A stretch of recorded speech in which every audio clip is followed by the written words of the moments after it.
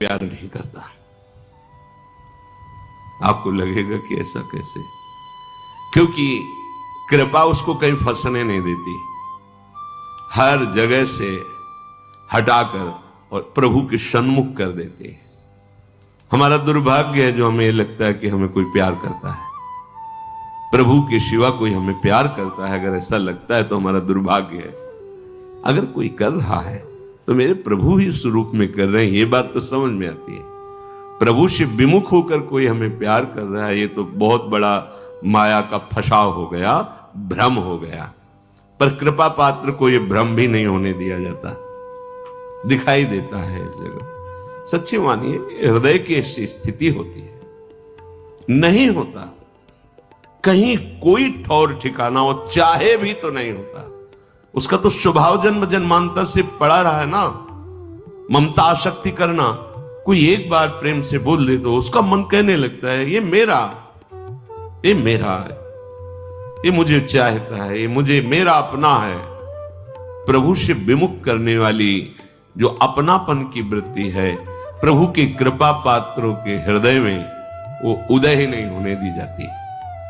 तब ये भरोसा जागृत होता है कि अब क्या गति क्या दुर्गति, में किसी लायक ही नहीं हूं कि मैं कोई दावा पेश करूं प्रभु से, मैं बड़ा व्रत नियम, मैं बड़ा जपी तपी, प्रभु आप मेरा कल्याण कर दे या मुझे परम पद। वो हृदय में देखता है किसी तो बस अब उठा भरोसा, अब तो बस लाडली जो श्यामा जो आप करुणा समुद्र आप देख लीजिए। बस हृदय से जो शरणागति प्रकट होती है, सब ज्ञान सब दिव्यताएं इसी से प्रकट हो जाती है। बहुत ही आसक्ति शरीर में सूक्ष्म होती है, कहने की बात अलग होती है, मैं शरीर नहीं हूं। शरीर से परम पद प्राप्त करने की भावना भी बड़ी सुदृढ़ होती है। ये हम साधकों की बात कह रहे हैं, विषयी पुरुषों की तो बात ही नहीं, वो तो जानते, हम उनकी बात कर रहे हैं जो दौड़ रहे हैं, जो पड़े हुए हैं गिरे, उनकी तो बात नहीं। वो तो जब खड़े होंगे तब उनकी समझ में आएगी बात, अभी तो पड़े हैं विषयों में। जैसे स्वप्न में कोई बड़बड़ा रहा हो तो उसकी बात नहीं समझी जाती, ऐसे विषयी पुरुषों की बात सुनने लायक नहीं है। जो दौड़ रहे हैं सतमार्ग में, तो किससे दौड़ रहे हैं? शरीर से, मन से, स्वभाव से। ये तीनों हैं कौन? माया रचित है ना। बड़ी सूक्ष्मता होती है। हम इन्हीं तीनों से माया मुक्त होना चाहते हैं, इन्हीं तीनों को पकड़ के सूक्ष्मता से देख लो आप। तर्क की कोई बात नहीं इसमें। अगर हम परमार्थ पे चल रहे हैं तो इन्हीं तीनों का आश्रय होता है। अंदर से देखना, ये आंख की बात कह रहा हूं, छाती की बात। शरीर स्वस्थ रहे, मन निर्विकार होकर प्रभु में लगे, हमारा स्वभाव बन जाए कि हम सदैव सत्य चिंतन करें। ये कोई गलत बात नहीं है, ये आकांक्षा ठीक है, पर आश्रय किसका है?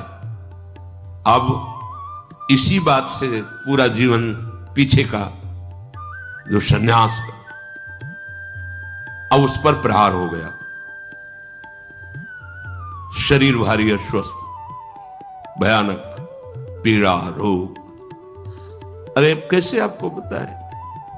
गंगा किनारे की भोली बुद्धि, हमें पता नहीं क्या, बहुत दर्द हो रहा है, बहुत परेशानी। रोटी मांगने गए ब्रजवासी में, कहा बात बाबा उदास काहे को है? भैया पता नहीं पेट में क्या, कोई कहता कीड़ा है, कोई।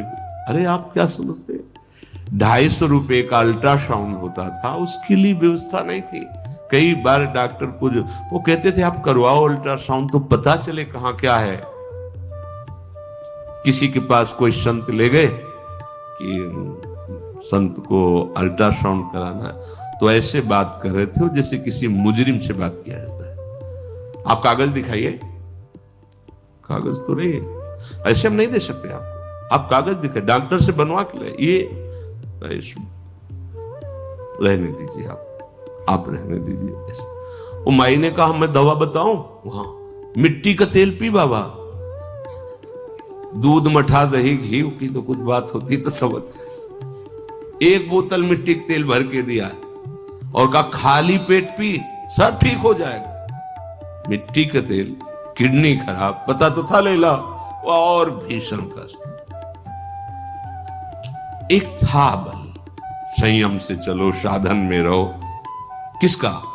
इसी माइक शरीर का, इसी अंतःकरण का, इसी स्वभाव का। ये बंधन है, मुझे पता नहीं चल पाया। बड़ी सूक्ष्म विषय, अगर उपासक हो तो हमारी बात समझोगे।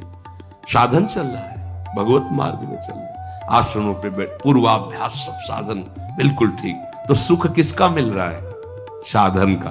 भरोसा किसका है? जिससे साधन बन रहा है। किससे? शरीर से, अंतःकरण से, स्वभाव से। आश्रय किसका है? साधन। साधन से वो परम पद मिलेगा। समझ में आया? बिल्कुल यही था, यही था। जितेंद्रिय ऐसे ऐसे ऐसे। अब मारा तीर जो हमने आश्रय लिया था, अब हो गया। जब पता चला किडनी फेल, क्या होता है? मर जाता है आदमी। बिल्कुल पता नहीं किडनी कौन सा अंग, हमें क्या पता, मर जाता है। कब? कभी भी। अच्छा, अब लगा कि ये भी गया। जिसके भरोसे से साधन चल रहा, वो शरीर गया। अब मन शरीर के, अब इस समय ये पाठ, इस समय ये आचरण, इस समय याद।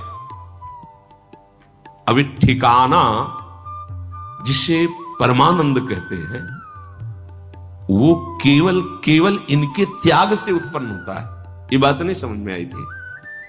त्याग तो है ही है ना बाबा जी मेरा, लेकिन आश्रय इसी शरीर के साधन से, इसी अंतःकरण के संकल्प विकल्प वृत्तियों से, इसी स्वभाव से उस परम पद की कहीं कोई बीच में नहीं है।